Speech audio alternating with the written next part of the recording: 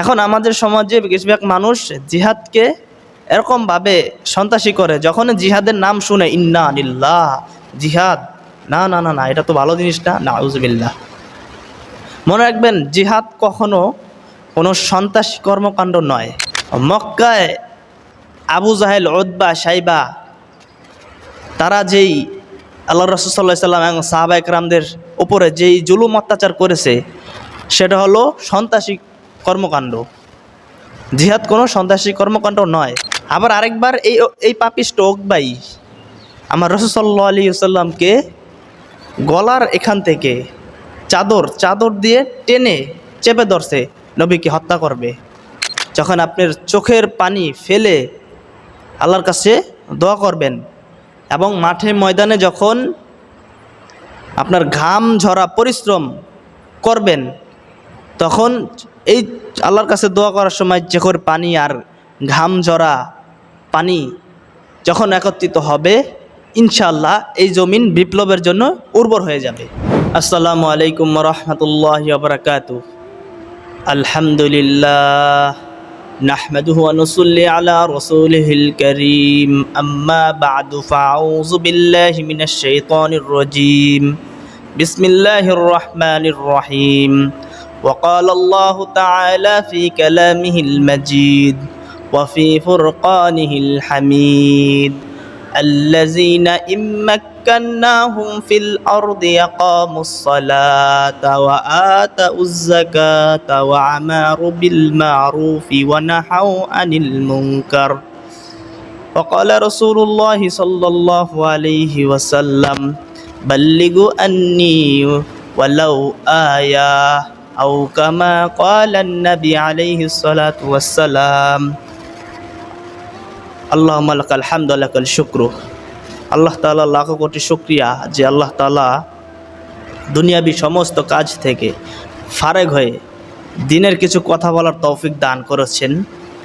এজন্য মহান রব্বুল আলামিনের দরবারে শুকরিয়া জ্ঞাপন করতেছি, আলহামদুলিল্লাহ। মুআজ্জাজ হাজিরিন, আল্লাহ তাআলা তার হাবিব মুহাম্মদুর রাসূলুল্লাহ সাল্লাল্লাহু আলাইহি ওয়াসাল্লামকে এই দুনিয়াতে প্রেরণ করেছেন যে তিনি আল্লাহ তাআলার জমিনে আল্লাহর দ্বীন কায়েম করবেন এবং লা ইলাহা ইল্লাল্লাহ মুহাম্মদুর রাসূলুল্লাহ কালেমার দাওয়াত দিয়েছেন, যাতে মানুষ মুসলিম হয়, আল্লাহর একাত্মবাদে স্বীকার দেয়, আল্লাহ ছাড়া কোনো মাবুদ নাই, এই স্বীকারিত্ব যাতে মানুষ দেয়, পরকালে যাতে মানুষের জাহান্নামের আগুনে না পড়তে হয়। এজন্য আল্লাহ রাসূল সাল্লাল্লাহু আলাইহি ওয়াসাল্লাম এই কালেমার প্রচার করার জন্য যেভাবেই কাজ করার প্রয়োজন পড়ছে সেভাবে দাওয়াত দিয়েছেন। আল্লাহ রাসূল সাল্লাল্লাহু আলাইহি ওয়াসাল্লাম শুধু দাওয়াত দিয়েই ক্ষান্ত থাকেননি। যখন তিনি দাওয়াত দেন, এই দাওয়াত যখন দেন, যারা কবুল করেছেন তারা মুসলিম হয়ে গেছেন, তাদের নামের পেছনে আমরা বলি রাদিয়াল্লাহু আনহু। আর যারা আল্লাহ রসুলের এই দাওয়াত গ্রহণ করে নেই, তারা হালাক বরবাদ হয়ে গেছে, কাফের হয়ে গেছে। তো মক্কার কাফেররা দাওয়াত গ্রহণ করে নাই, বরঞ্চ আরও আল্লাহ রসুল সাল্লাল্লাহু আলাইহি ওয়াসাল্লামের উপর জুলুম অত্যাচার করা হয়েছে, তারা করেছে। তো এই দিনকে আল্লাহ রাসূল সাল্লাল্লাহু আলাইহি ওয়াসাল্লাম তিনি দাওয়াত দিয়েছেন যাতে আল্লাহর জমিনে আল্লাহর দ্বীন প্রতিষ্ঠা করা যায়। এবং তিনি শুধু দাওয়াত দিয়ে এখানে থাকেন নাই, তিনি দাওয়াতের সাথে সাথে জিহাদও করেছেন। যখন আল্লাহ তাআলার কাছ থেকে জিহাদের কথা এসেছে, এখন আমাদের সমাজে বেশিরভাগ মানুষ জিহাদকে এরকমভাবে সন্ত্রাসী করে, যখন জিহাদের নাম শুনে ইন্না লিল্লাহ জিহাদ, না না না না, এটা তো ভালো জিনিস না, নাউজুবিল্লাহ। মনে রাখবেন, জিহাদ কখনো কোনো সন্ত্রাসী কর্মকাণ্ড নয়। জিহাদ হলো মাজলুম হয়, জুলুমের অত্যাচার সহ্য করে ওই জুলুম প্রতিহত করার জন্য জিহাদ। মক্কায় আবু জাহেল, উতবা, সাইবা, তারা যেই আল্লাহ রাসূল সাল্লাল্লাহু আলাইহি সাল্লাম এবং সাহাবা একরামদের উপরে যেই জুলুম অত্যাচার করেছে, সেটা হলো সন্ত্রাসী কর্মকাণ্ড। জিহাদ কোনো সন্ত্রাসী কর্মকাণ্ড নয়। আপনার এই সন্ত্রাসী কর্মকাণ্ড দুনিয়া থেকে বিদায় করার জন্য আল্লাহ তাআলা জিহাদের বিধান দিয়েছেন।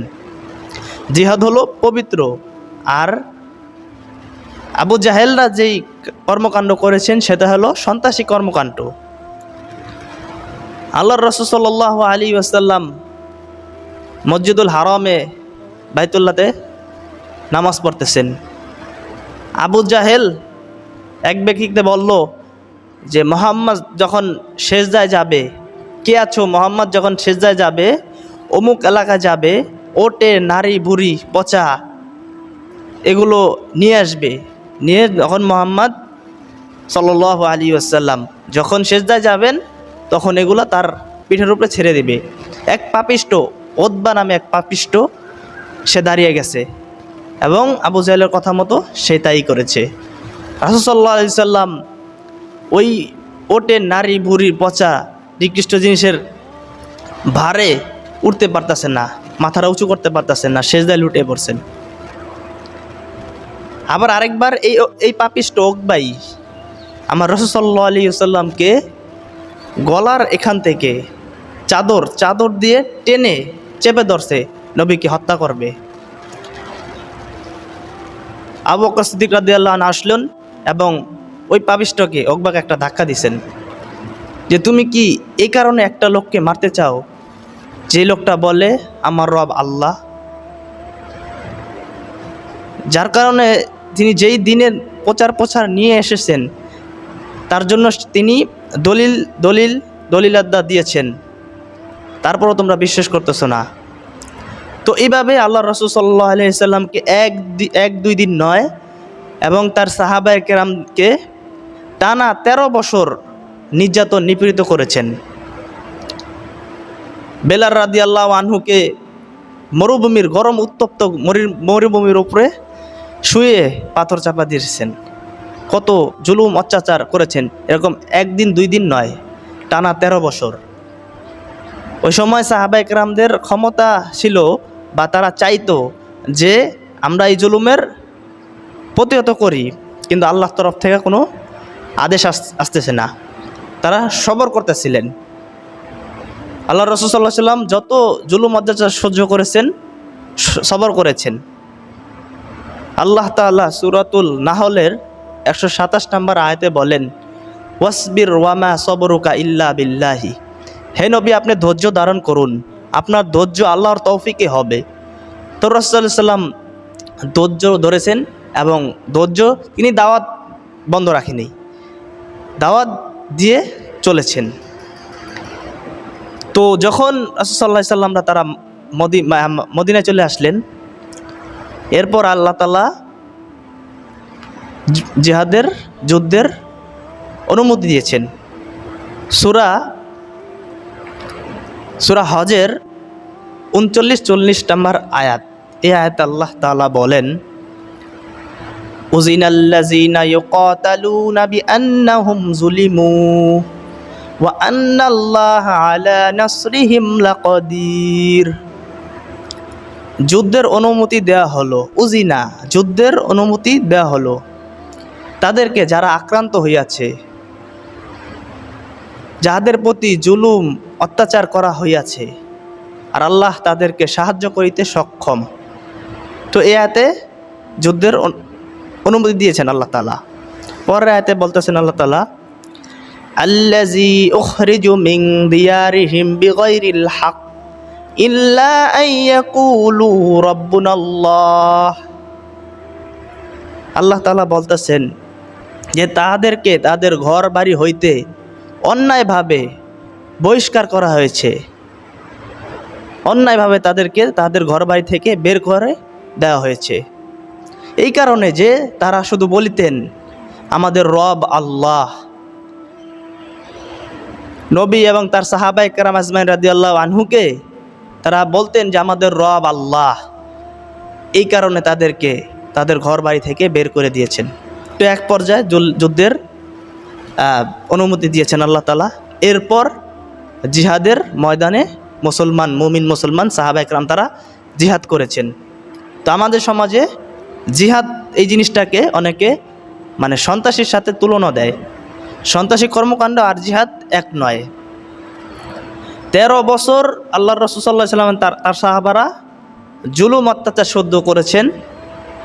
13 বছর পরে গিয়ে আল্লাহ তাআলা জিহাদের অনুমতি দিয়েছেন, যুদ্ধের অনুমতি দিয়েছেন, তখন যুদ্ধ করেছেন। এই অপবিত্র দূর করার জন্য, সন্ত্রাস নামক এই অপবিত্র দূর করার জন্য আল্লাহ তাআলা জিহাদের বিধান দিয়েছেন।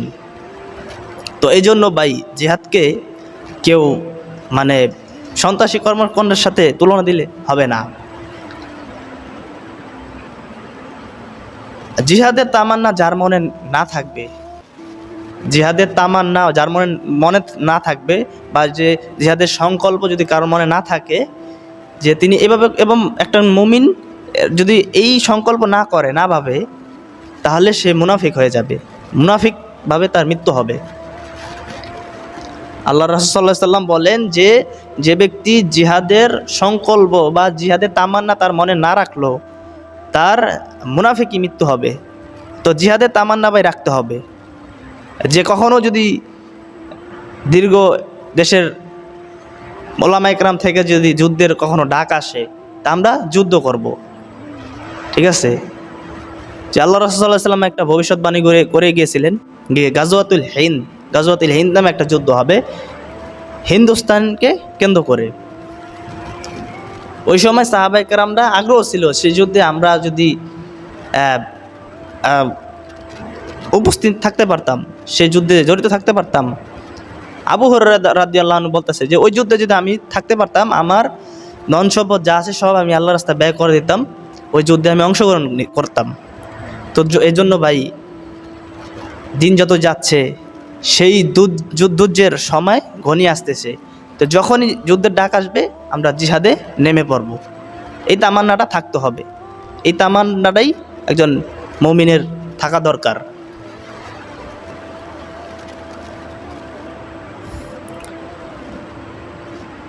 তো এরপর যখন সাহাবায়ে কেরামরা তারা এবং আল্লাহ রাসূল সাল্লাল্লাহু আলাইহি ওয়াসাল্লাম তারা রাষ্ট্র যখন কায়েম করলেন, মদিনা রাষ্ট্রতে তারা আল্লাহর বিধান কার্যকরী করলেন এবং মক্কা বিজয় করলেন।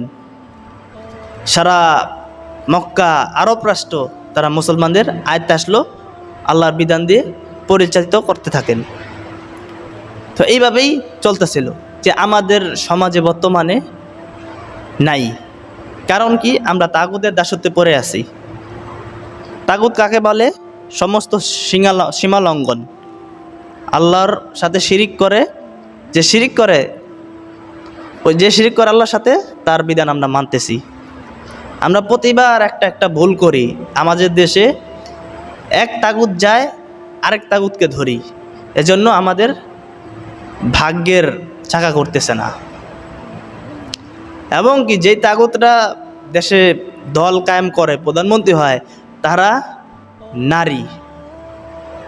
যে যারা আমাদের শিখায়, আমেরিকা, তারা 47 বার প্রেসিডেন্ট পাল্টাইছে, কিন্তু একটা বারও নারী বসাইল না।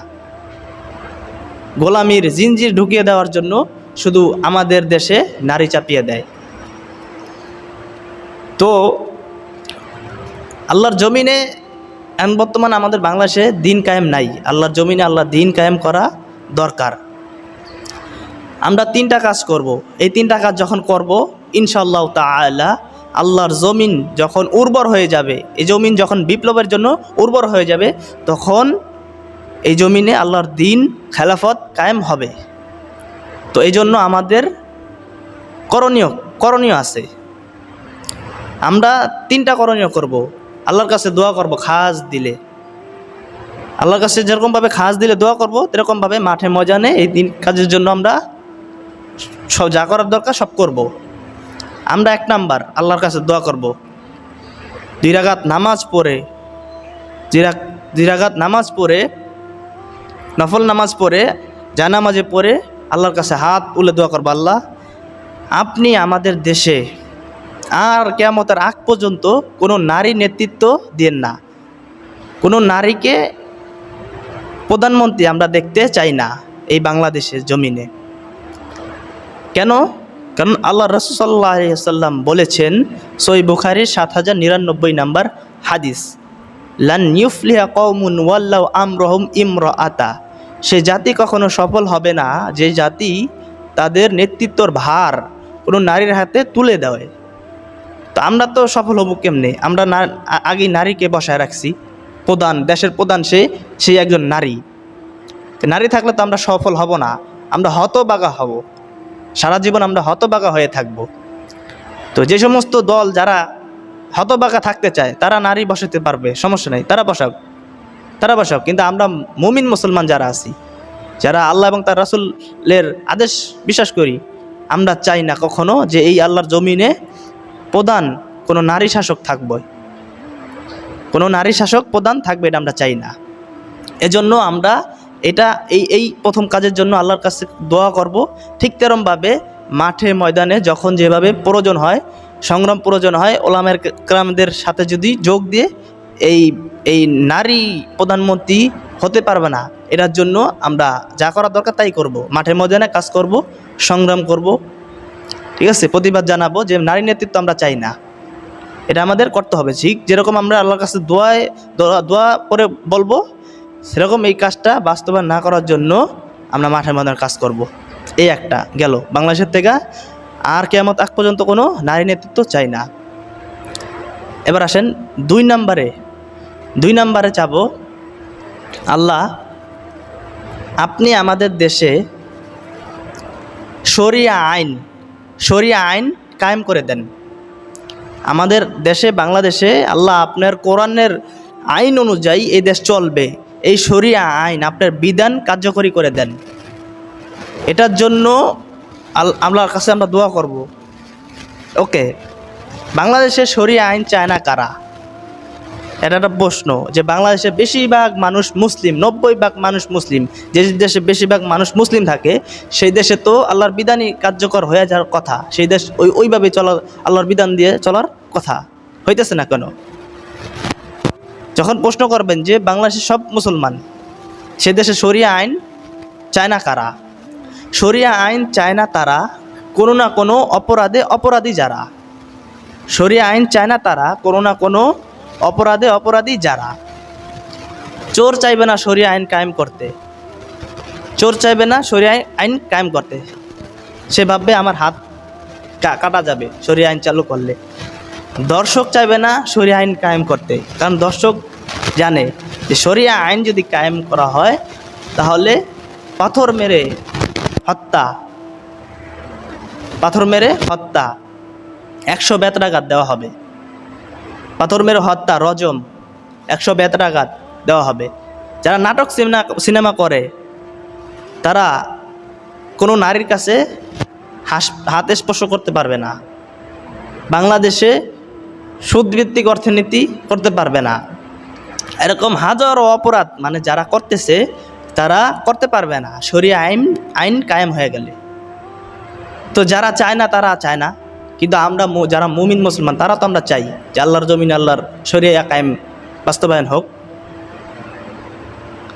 তো এটা আমরা আল্লাহর কাছে দোয়া করব, এবং সব সময় বাংলাদেশে খেলাফত চালু হওয়ার জন্য, আল্লাহর বিধান চালু হওয়ার জন্য, শরিয়া আইন কায়েম হওয়ার জন্য, এটার জন্য বেশি বেশি দাওয়াত দিব এবং মাঠে ময়দানে দাওয়াত দিব, এবং এই শরিয়া আইন কায়েম করার জন্য যা করতে হয় আমাদের তাই করতে হবে।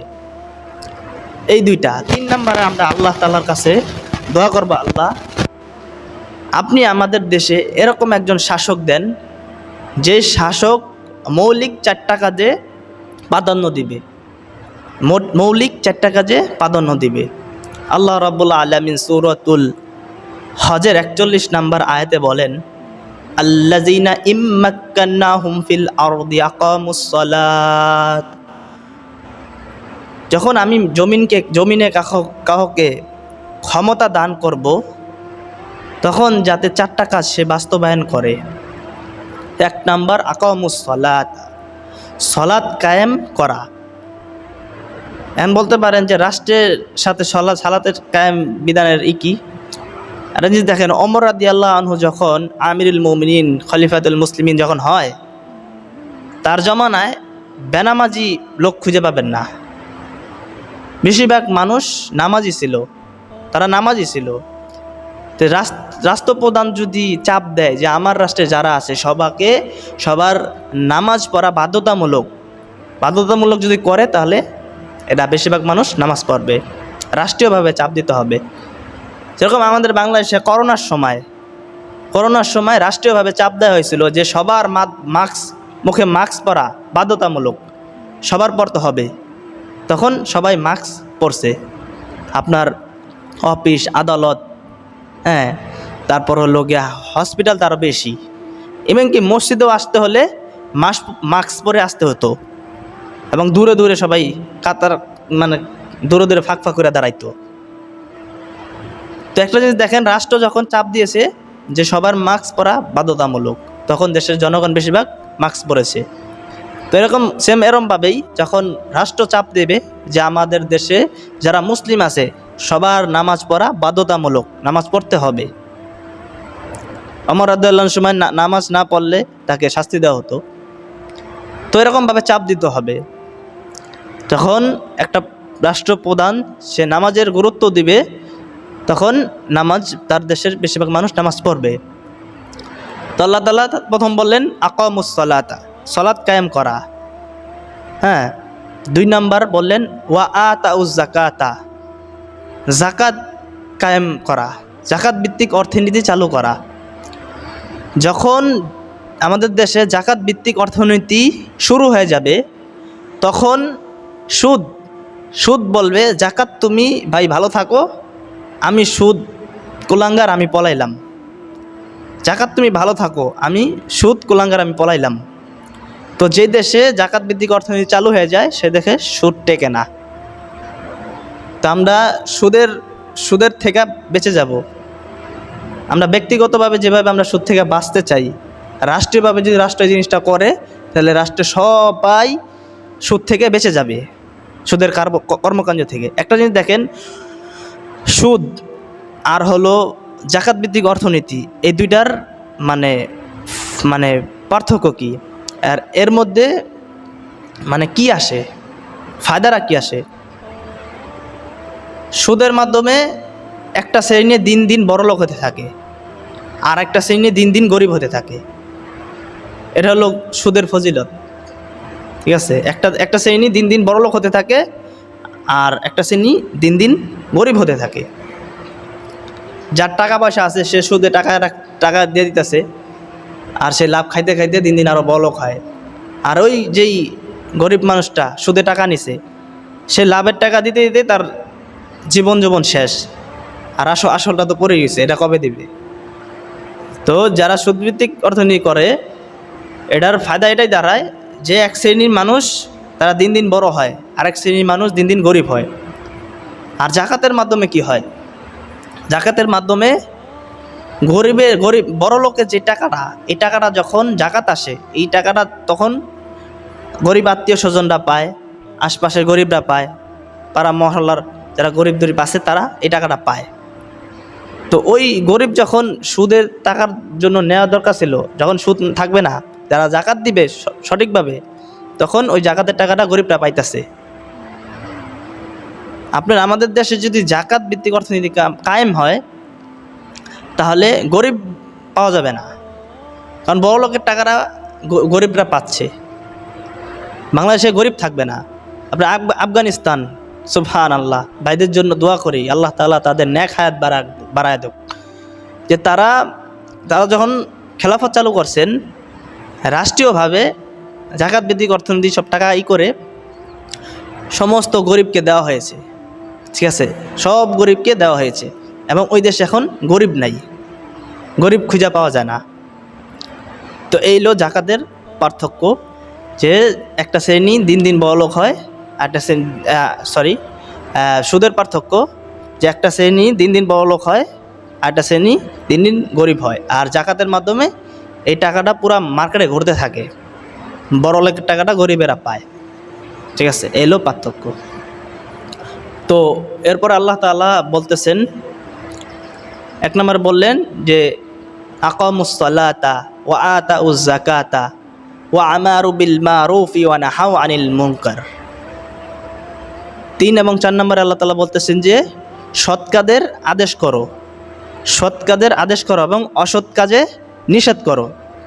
রাষ্ট্রীয়ভাবে রাষ্ট্রপ্রধান যখন সৎ যত কাজ আছে, যে সৎভাবে মানুষকে দাওয়াতের মাঠে ময়দানে পাঠাইব, যে তোমরা দাওয়াত দাও, সত্যের কাজ করো, সৎ কাজের আদেশ করো, অসৎ কাজের নিষেধ করো। বাংলাদেশে অসৎ কাজের নিষেধ কি? যে ভাই মদ খায়ও না, জুয়া খায়ও না, জুয়া খেলো না, হ্যাঁ, জিনা করো না। আর সৎ কাজের কি?